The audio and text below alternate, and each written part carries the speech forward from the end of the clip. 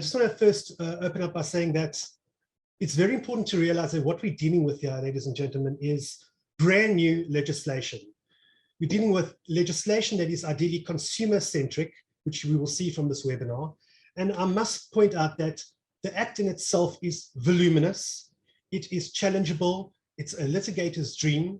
And of course, being a litigating attorney, it's the kind of thing that we're going to see being dealt with either by our courts and the highest courts in the land, or alternatively by legislative change. And what I want to preface this webinar today, which isn't a very long one, is that I'm only dealing with a few of the issues that have manifested itself in the rental property arena, what you need to be mindful of when you are running your rental business.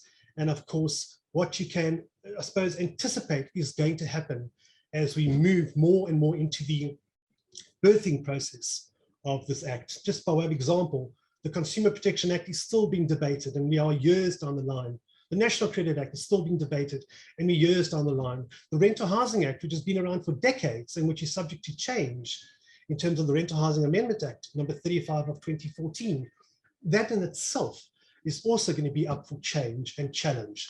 So please bear in mind when we do deal with the Q&A, if I'm not profoundly aware of the answers to the questions, because no attorneys will be, because this kind of act can easily be dealt with in a full 10-hour-day webinar. And even then, you won't scratch the surface of what needs to be done. So without further ado, just a bit more about us. We are a rental property law firm, commercial, contractual, compliance. And as you will see from the banner on the right-hand side, we also have a club called the Rental Retainer Club, of which I'm proud to have over 500 agencies and landlords and agents who belong and pay us a nominal amount every month to have me on call 24/7, 365 to give them rental property advice. I'm proud to say that We Connect You is also a club member, and I really thank you for being as amazing as you are. So let's move on to the content of today's webinar. Firstly, I'm just going to have a glass of water because we're going to be talking a lot. In essence, the Property Practitioners Act has now come into play. And of course, the Estate Agency Affairs Act has been repealed, even though we are still seeing letters coming out on the Property Practitioners Regulatory Authority letterhead, but still referring to a repealed act. So they're still finding their feet. But I think what is absolutely vital is that if we are going to be looking at the impact of the Property Practitioners Act on the rental business, you need to understand as far as possible what exactly its impact is vis-a-vis lease agreements, mandates, your consumers, because inevitably the theme of the Consumer Protection Act has actually been dragged into the Property Practitioners Act.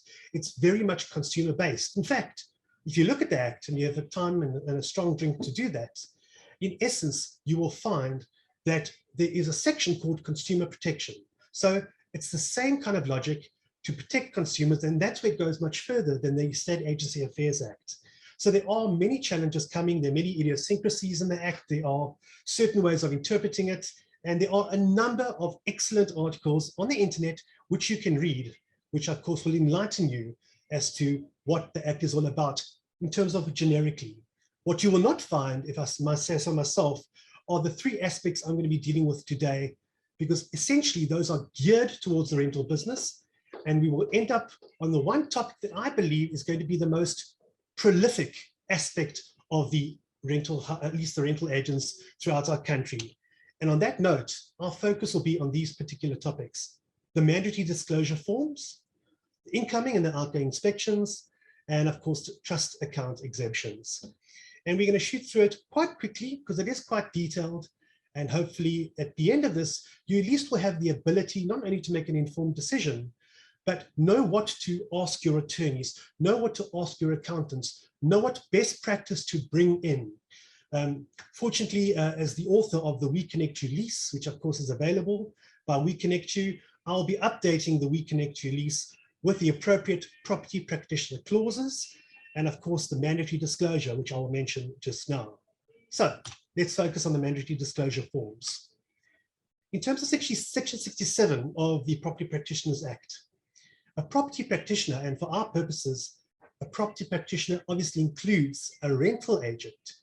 You may no longer accept a mandate to manage a rental property, to procure a tenant to earn commission if your client, your landlord, has not completed the mandatory disclosure form. This mandatory disclosure form is clearly shown in the regulations to the Property Practitioners Act, and it's got to be attached to your agreement of lease. So, inspection list attached to the lease. At the end of the lease, there's going to be an outgoing inspection to be married up with the incoming inspection. House rules, if any, attached to the lease. So beyond that, you now have a duty to attach a mandatory disclosure form duly completed by the landlord, by the agency, and of course by the tenant. It's debatable whether the agency needs to sign that, because as I mentioned just now, our Act in its absolute wisdom is a bit idiosyncratic over when or who or how it applies. For example, Section 67 of the Property Practitioners Act clearly says it applies to rentals and to sales. But ironically, when you look at the actual form, the actual document in the regulations that has to be completed, it only refers to sales, it only refers to sellers and purchasers. So what we have done is we have created a template document for rental agents, and it is freely available to all those delegates who are taking the time and giving us the privilege of their attendance today at this webinar. Moving on. The problem with this mandatory disclosure form is that it's very much open in the air. And the problem is, though, is that oftentimes you will find that as a rental agent in particular, not a sales agent per se, because sales agents are very document centric, but we have a number of rental agents, and being on retainer with over 500 agencies, we oftentimes see rental agents saying, Marlon, I don't have a written mandate per se, I just have a lease agreement and I'm not really a party to that lease agreement, but I found the tenant and I'm entitled to my commission. What the Property Practitioners Act is going to do is going to make it far more difficult, if not impossible, to actually earn commission on the basis of an oral or tacit mandate. So when you are faced with a scenario that a tenant says, or I've been procured, or the landlord says, hi Marlon, please just find me a tenant, that no longer will suffice for you to earn your procurement commission unless you can show that prior to procuring that tenant, prior to taking over the right to manage a property, there is a mandate and it is accompanied by a completed mandatory disclosure form. The problem is, and this is where the rental business exposure comes about, is that if a disclosure is not completed, signed, and attached to the lease, then the lease agreement will be interpreted as if there are no defects or deficiencies with regard to the property. So just take a step back and realize that. If a tenant moves into a property, if there is no mandatory disclosure form which clearly indicates what defects and deficiencies there are, and it's not signed and not attached to the lease agreement, effectively the tenant is moving into a property that is free of defects and free of deficiencies. Now, if you think of that even further, what does that mean come the end of the lease agreement? What does that mean with regard to commission being earned? The actual exposure is huge. And let me carry on what I mean when I say that. If a tenant moves into a property and there is no signed mandatory disclosure, which points out the defects and the deficiencies in the lease agreement. And even though we know theoretically this is more applicable to a sales transaction, because sales transactions include purchasers who are left in the dark without knowledge of the defects. And in order to prove that the seller had knowledge, they would have to prove fraudulent misrepresentation and get locked into litigation. So the fact of the matter is that when a tenant moves into a property and there are no defects and no deficiencies, but the tenant discovers these and there was no mandatory disclosure, that could potentially serve as a basis for a tenant to say, you know what, I'm cancelling this lease. It's impacting my ability to enjoy the property. I don't want to be here anymore because had I known about those defects and those deficiencies, I would not have moved in, or alternatively, I would have paid less. So that is the first real problem that will manifest itself if there is no mandatory disclosure. And of course, you're then looking at a situation where a landlord suffers potentially irreparable harm when a tenant moves out without having to pay any penalties.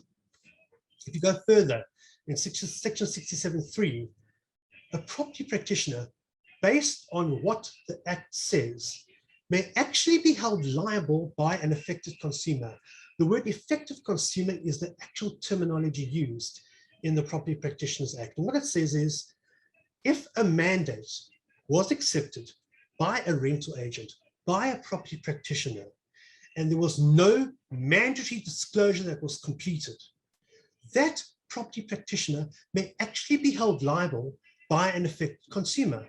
Now, if you think of that logically, a property practitioner could potentially be held liable by a tenant, even though there's no legal connection between a rental agent and a tenant. A tenant could turn around and say, well, I'm holding you liable because I am an affected consumer. Of course, an affected consumer could also be a landlord, because don't forget, an agent is a supplier, a landlord is his consumer, a landlord can be a supplier, and a tenant can be a consumer. The Consumer Protection Act has totally muddied the waters as to suppliers and consumers. In fact, if you look at the definition of a user in terms of the Consumer Protection Act, it includes anyone who signs a lease agreement, or anyone who is a party to that agreement, or is a recipient of services of that agreement, even if they didn't sign that agreement. So it is therefore possible that if a tenant suffers a loss as a result of defects in the property where there was no mandatory disclosure, the agency may notionally be held liable for those damages. What those damages are, we don't know, but they could be reported to the PPRA, which is the Property Practitioner Regulatory Authority. They could be fined.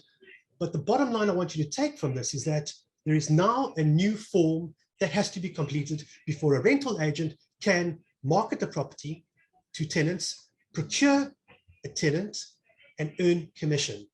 And the bottom line on that is that we now have a new onus on a rental agent to make sure the mandatory disclosure form is completed. So the practice that I see developing is that there will no longer be possible oral mandates or tacit mandates. Signed mandates between landlord and rental agent is going to be the aim of this act, because ultimately it's to protect the underlying consumer, which is the tenant. So moving on to the second of our three aspects today is the incoming and outgoing inspection. And we must question, why does the Property Practitioners Act even involve the incoming and outgoing inspection? Well, the truth is, it doesn't per se. The Rental Housing Act, as you would well know, is clear and unchangeable in terms of the fact that it requires an incoming and an outgoing inspection. That hasn't changed in terms of the Property Practitioners Act. It will not change when the Rental Housing Amendment Act comes in. For those of you who saw me in the last masterclass, that webinar was on the Rental Housing Amendment Act and the changes that's going to bring to the rental industry. So why exactly are we talking about incoming and outgoing inspections? And I think it's very simple. If there is now the duty to have a mandatory disclosure form attached to the lease agreement, is this mandatory disclosure going to replace a potential incoming and outgoing inspection? Well, the cold answer is no. Section 67 says there may be a need for inspections to be held, and nothing precludes the tenant from having his or her own inspection. The bottom line, however, is incoming inspections and outgoing inspections must still take place. But what is totally unchallengeable is that there must also be a mandatory disclosure. So the question is, why would we have a mandatory disclosure form plus an incoming inspection? And the short answer is the following. There is a clear distinction between a mandatory disclosure form and, of course, the incoming inspection form, and that is as follows. The mandatory disclosure form appears to be focused on permanent defects, boundary disputes, and structural issues. Obviously, when it comes to incoming and outgoing inspections, we are dealing with the deposit issue, we're dealing with fair wear and tear, damages, fixtures, fittings, paint, etc. Incoming inspection records the status of the property. At the end of the lease, there is an outgoing inspection whereby the deposit plus interest is refunded, except for any damages that are not fair wear and tear. But that mandatory disclosure is the most important document, because if that is not signed and attached, the agency is exposed by virtue of the fact that they won't be able to earn commission and potentially face some challenge from the tenant by way of negligence. Of course, that is not defined, but again, we are trying to mitigate against our exposure. And that's why the topic is how to mitigate against potential exposure to your rental business. So, in short terms, you need both a mandatory disclosure, you need the incoming inspection. Both are complementary and mandatory, and both need to be performed in order to protect the rental business. I think it's important to note as well is that there can no longer be a reliance on the fact that you didn't have the form in front of you, or it wasn't signed or wasn't completed. The word mandatory is compulsory. And until we find legislation or case law which says it's not necessary, or case law which demonstrates that this was ideally meant for the sales industry, we must continue as if it is law. And as I mentioned, it's going to be challenged in court. It will be challenged in the legislature at some stage, just like recent legislation or previous legislation is continually redefined by virtue of clever advocates and attorneys arguing in courts of law. And finally, trust account exemptions.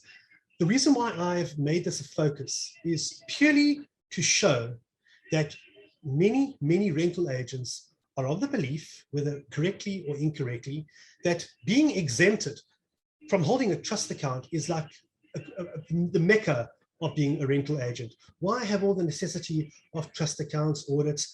Are we now allowed to give up our trust accounts? What is our turnover required? I can tell you right now that it is a very intricate and technical section. This part of the webinar is purely to focus on a couple of aspects which I think need to be dealt with. And I do encourage you once again to please read through the articles on the internet dealing vis-a-vis with exemptions, speak to your accountants, speak to your attorneys. It's very detailed. That's much I can tell you. And what I can tell you more is that Regulation 2 and Section 23 of the Property Practitioners Act are the sections and regulations of the Property Practitioners Act, in which it details the circumstances where you may, as a rental agency, apply to be exempted from holding a trust account. And I know acting for rental agents every single day, issuing summonses, doing evictions every single day, and protecting landlords through the club and protecting rental agents through the club, they keep saying, Marlon, why must we have a trust account? It's an expense. Why do we need to have a trust account if you're not holding deposits? Well, ladies and gentlemen, here is the answer, and hopefully some guidance on what you can do about that. Firstly, where your turnover is below 2.5 million Rand, your accounting records do not need to be audited. They can simply be subject to an independent review by a registered accountant. That is a huge cost saving, potentially. The regulations also provide, secondly, that you can apply for an exemption from having a trust account if, for example, you've never held trust monies or you no longer intend to hold trust monies, and you must be able to prove that, of course.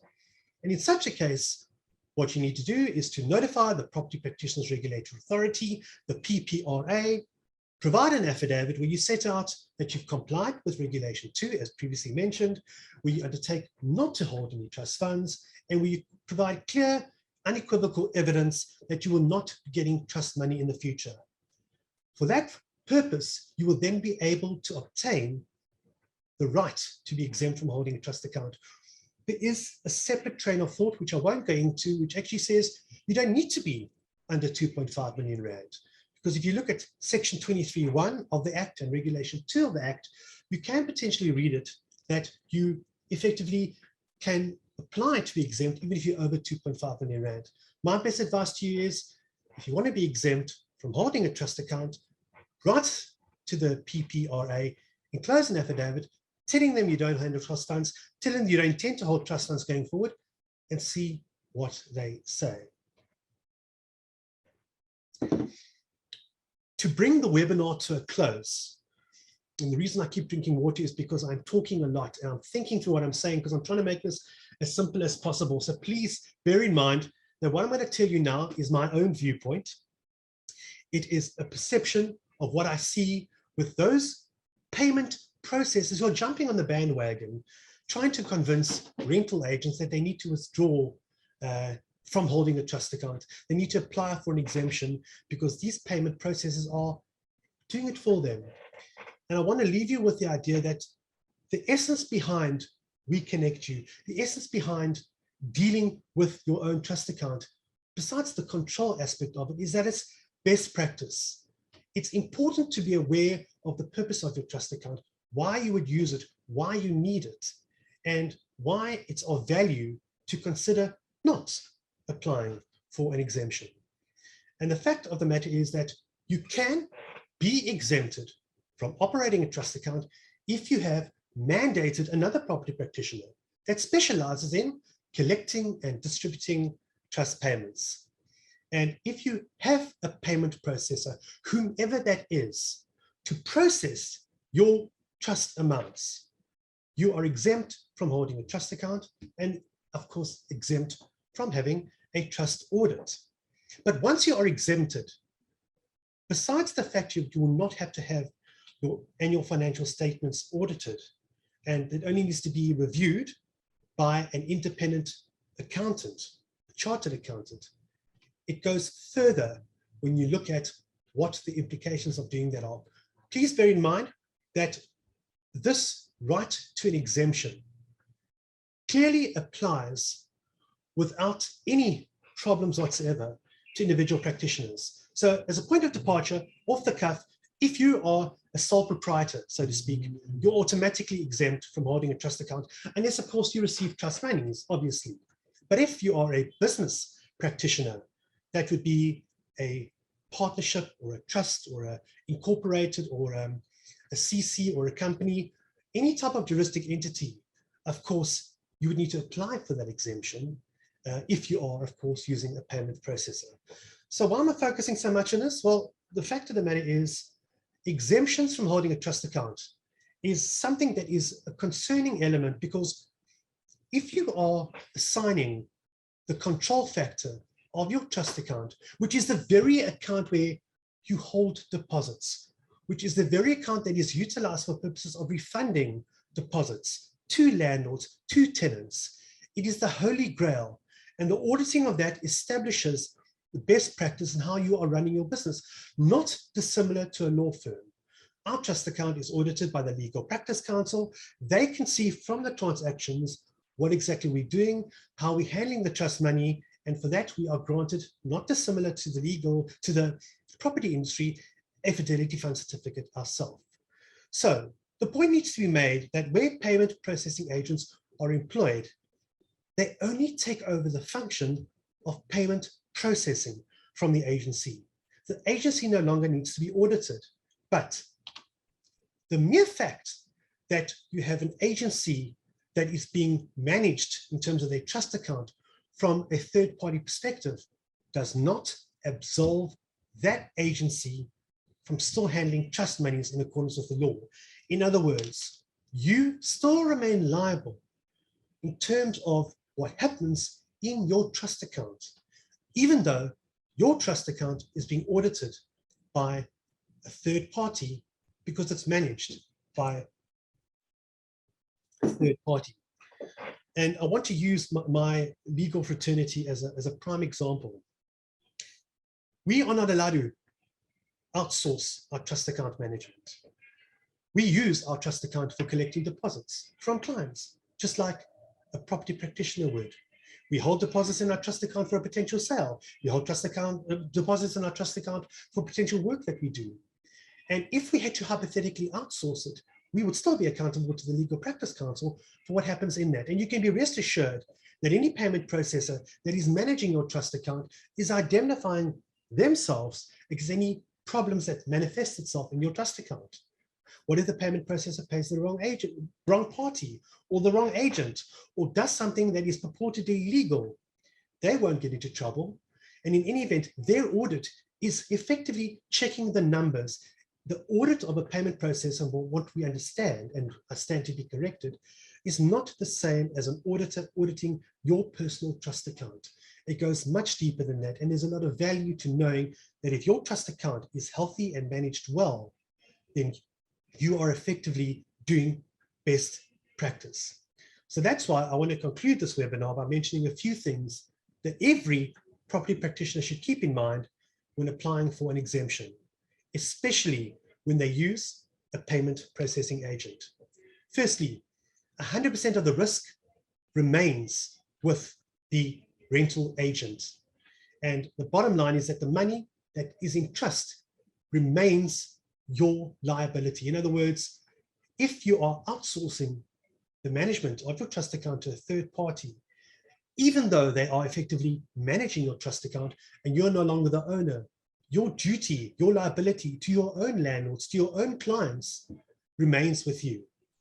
So you are not exempt from the liability of the transactions that occur and are processed through your trust account, which is quite a scary thought. And of course, to have no independent third party actually audit your personal trust account would mean there is a potentially increased risk. As I mentioned, a payment processing agent's trust account that is audited is very different to an audit of your personal trust account. You have no control thereover, and you have to rely on a payment processor to do so. It is not to say that it is not of assistance to you. It's not to say that a payment processor might not give you good value. The point, though, is that by asking for that exemption, be mindful of what you are asking for and why you would want to have that exemption. You may well be over 2.5 million Rand. You may well be dealing with a lot of trust monies, but your seeking an exemption could potentially present a problem because you give up de facto control of your trust account. Another problem, and why I've made this so, I suppose, specific with regard to concerns that I have, is that in terms of the new Property Practitioners Act, we now have inspectors who have this incredible power to inspect your premises, your financial records at any given time without a search warrant. And I encourage you to read Section 25 of the PPA, and effectively allows those inspectors to determine what exactly is happening with regard to the financial aspects of your records. And I can tell you that if you are found to be in breach, there may be a fine of up to 200,000 Rand or a maximum prison sentence of up to 10 years. I'm not saying that this will happen, but what I'm saying is if you look at the sections, you don't want to be in a position where issues are raised with regard to your financial records, with regard to your trust accounts that you're not in control of just because it's been outsourced to a payment processor. With having an audit, it will consider whether you are compliant with all the laws in place and the regulations. It does not just focus on the numbers, which invariably is what a payment processor focuses on. I know this is all up in the air and it's technical and it's not as funny and commercially viable to talk about, because I usually try to bring humor into my talks. For those of you who know me and have been to a lot of my webinars, I'm trying to make this as not funny, but as logical to understand in a fair and efficient way. But the fact is that this new legislation is clearly draconian. It's basically saying you can outsource to a payment processor. You're allowed to do so, but we're not putting any protective measures in place for you. In fact, we are allowing inspectors to pop over anytime and effectively take cognizance of what you are or not doing. And you can't turn around and say, well, I've got no control of my trust account. It's with a payment processor. So therefore, we're going to try and put you in jail for 10 years. I'm not saying you will go to jail. I'm not saying you're going to get a fine of 200,000 Rand. But what I'm saying is there doesn't seem to be an effective balance between you having a right to exempt yourself from running a trust account and the consequences of what may happen if you don't. So with an audit, owning your own trust account, you are alive to being compliant, you're allowed to putting measures in place, and of course, you also potentially have the cost of an audit, but it comes down to opportunity cost, which is what we will end off with. Besides the fact that you don't have control of your account, you lose the potential of having value of having that trust account at the bank if you give up that right to a payment processing agent. And of course, a payment processing agent is not free. So if you consider what kind of book you have, the turnover you have, what is a payment processor going to charge you in terms of a monthly fee? Work that out over a year period, what it's going to cost you every month, and then say to yourself, well, what's it going to cost me to own my own trust account? To maybe use a different type of processing agent, so to speak, to assist you in your bank integration, in dealing with your property management company, in using other people to help you, I suppose, digitize your system, and what that cost is. And if you potentially weigh up that cost every month, plus potentially the cost of an audit, do those two accumulative costs equal the cost of the fee that you pay your own payment processing agent? I think it's something worth doing a cost analysis over. So consider the true cost and the true benefit rule for using a payment processing agent, for asking for exemption from your trust account, and for very much understanding what is the best practice for your business. Of course, when it comes to trust accounts, one of the things that rental agents do is they hold money on behalf of their landlords. They hold money on behalf of the sellers. they hold money when there are disputes between their landlords and their tenants because they don't know what to do. And it's one of the big things that we handle is that a landlord is holding a deposit and he says he wants to pay the tenant because there's no damages to the property. The landlord says, no, there are damages, please pay me. The rental agent can't pay the landlord because then they're breaching their mandate and they're breaching the Consumer Protection Act because they're not giving their consumer the best care. And then if they don't pay the tenant back, then they're breaching the Rental Housing Act because there's a limited time period within which a tenant is to be refunded his deposit. So what do? They retain the deposit in their trust account. If that is potentially handled by a payment processing agent, are you then shifting your duties to a third party? Maybe that's advantageous, but it means you effectively lose control. Then again, there are ups and downs to using these types of things. All I'm trying to say, and I want you to take away from this webinar, is that the exemption from holding a trust account now could potentially elicit the wrath of inspectors. It could be a cost factor. And we don't want rental agents to lose control unnecessarily unless they dutifully do not hold trust amounts or do not handle trust amounts or don't want to handle trust amounts again or are below a 2.5 million rand turnover. But if you are handling trust amounts and you are above 2.5 million rand turnover, weigh up the costs of exempting yourself and what impact that may have, not only on your company, but on the perception of your company. And on that note, we're going to bring this webinar to a close. I just want to put it out there once again that this is brand new legislation. The EAAB still has their own website up. There is no Property Practitioner Regulatory Authority website. We are still learning the Act as we go along. The mandatory disclosure, which is going to be freely available, is clearly done to protect rental agents and landlords. And all I want you to take away from today is that you can't be liable for not understanding the legislation. Attorneys don't understand the legislation. All this is meant to do is to give you food for thought. So going forward, you are mindful of what potentially is out there and what to look out for when it comes to empowering yourself and educating yourself with fellow agents in your agency.